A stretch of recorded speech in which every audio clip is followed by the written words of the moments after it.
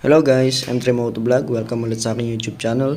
Today's video, magpapalit tayo ng repair kit ng MIUI 125. So tara!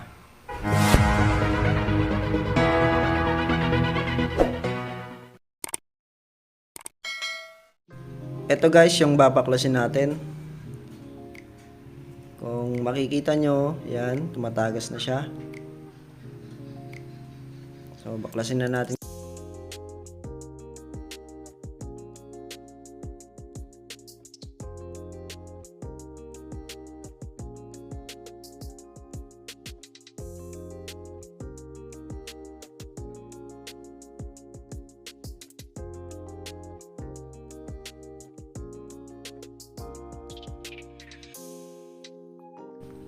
So ito guys, nabaklas na natin.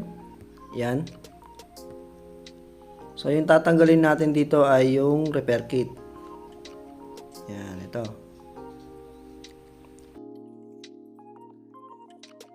Unahin muna nating baklasin yung takip.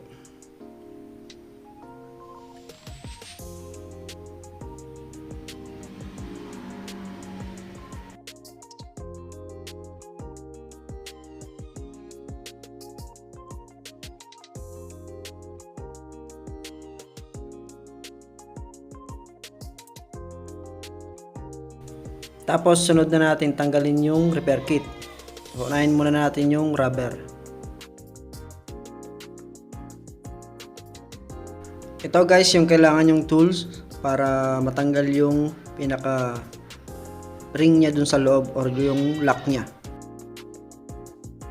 Papakita ko sa inyo yung pinaka ring niya dun sa loob or yung lock niya. Ayan. So yun yung tatanggalin nyo.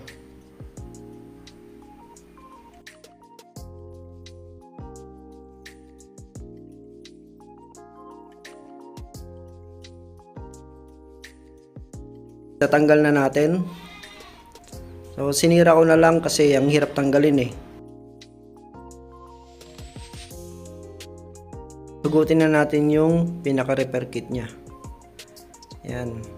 So parang kinakalawang sa loob. So ito yung papalitan natin ng bago.